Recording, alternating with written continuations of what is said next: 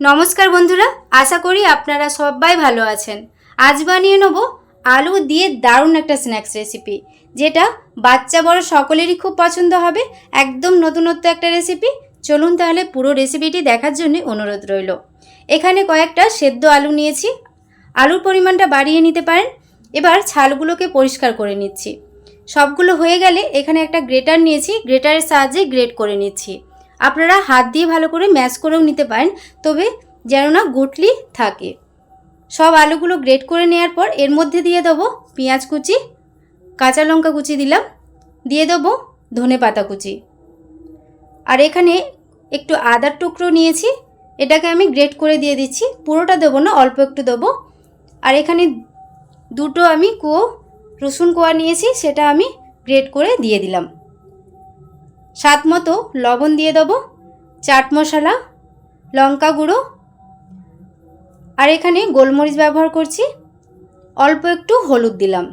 এবার সব উপকরণগুলোকে আলুর সাথে ভালো করে মেখে নিচ্ছি। আর হ্যাঁ, এর মধ্যে 1 চামচ কর্নফ্লাওয়ার দেবো, এটা আপনারা অবশ্যই দেবেন। তারপর ভালো করে এটাকে আলুর সাথে মেখে নিচ্ছি। মেখে নেওয়া হয়ে গেলে এবার হাতটা আমি ধুয়ে নেব। হাতটা পরিষ্কার করে নেওয়ার পর এবার হাতের মধ্যে একটু তেল লাগিয়ে নিয়েছি। কিছুটা করে আলু নিয়ে এভাবে আগে চেপে চেপে বলের আকারে বানিয়ে নিলাম। দেখুন, এই রকম বলের আকারে বানিয়ে নিতে হবে। সব বলগুলো আমি আগে বানিয়ে নিচ্ছি। এখানে একটা পাত্রের মধ্যে আগে থেকেই আমি ছোট্ট ছোট করে আলু কেটে নিয়েছিলাম। দেখুন, এরকম ছোট ছোট করে কাটতে হবে, চৌকো চৌকো করে। আর কেটে নেওয়ার পর ভালো করে ধুয়ে জলের মধ্যে রেখে দিয়েছিলাম, যাতে আলুটা লাল না হয়ে যায়। আরেকটা এখানে পাত্র নিয়েছি। এবার আলুগুলোকে ছেঁকে ছেঁকে ওই পাত্রের মধ্যে দিয়ে দেবো। সব আলুটা আমি এখানে ছেঁকে নেওয়ার পর এবার এর মধ্যে দিয়ে দেবো 2 চামচ ভরে ভরে কর্নফ্লাওয়ার। যদি আপনারা আলুর পরিমাণ বাড়িয়ে রাখেন, তাহলে কর্নফ্লাওয়ারের পরিমাণটা বাড়িয়ে রাখবেন। এবার হালকা হাতে ভালো করে আলুর সাথে কর্নফ্লাওয়ারটা কোটিং করে নিচ্ছি। ভালো করে হালকা হাতে এটা মেখে নিতে হবে, বেশি চেপে চেপে রাখার দরকার নেই। হালকা হাতে দেখুন এইরকমভাবে আলুর সাথে ভালো করে এটা কোটিং করে নিলাম।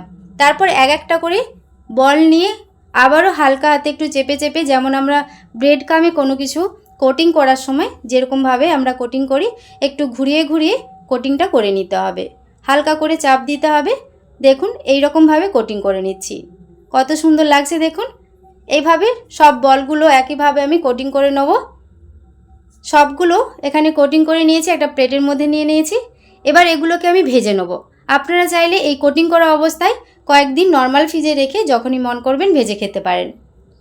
কড়াই তেল দিয়েছি, তেলটা যখন ভালোভাবে গরম হয়ে যাবে, গ্যাসের ফ্লেমটা মিডিয়াম ফ্লেমে রেখে এবার আলু বলগুলো ওর মধ্যে দিয়ে দিচ্ছি। এবার গ্যাসের ফ্লেমটা মিডিয়াম টু হাই ফ্লেমে রেখে এগুলোকে উল্টে পাল্টে হালকা ব্রাউন কালার করে ভেজে নিতে হবে।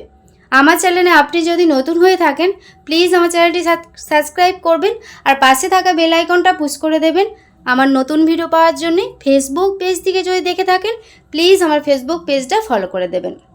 এরকম হালকা ব্রাউন কালার করে ভেজে নিতে হবে। দেখুন কত সুন্দর লাগছে, খেতেও কিন্তু দারুণ টেস্টি হয়, মুচমুচে হয়। সবগুলো তুলে নিয়েছি আর একটা প্লেটের মধ্যে নিয়ে নিয়েছি। তৈরি হয়ে গেল দারুণ স্বাদের আলু স্ন্যাক্স রেসিপি। এটা আপনারা টমেটো কেচাপ বা বাচ্চাদের টিফিনেও দিতে পারেন বা চা কফিতেও পরিবেশন করতে পারেন। আজকের এই রেসিপিটি আপনাদের কেমন লাগলো অবশ্যই কমেন্ট করে জানাবেন। আর রেসিপিটি ভালো লেগে থাকলে প্লিজ একটি লাইক, কমেন্ট, শেয়ার করবেন। একটা আমি কেটে দেখাচ্ছি, দেখুন ভেতরটা কত সুন্দর হয়েছে। আজকের মতো রেসিপিটি এ পর্যন্তই। সবাই খুব ভালো থাকবেন। ধন্যবাদ।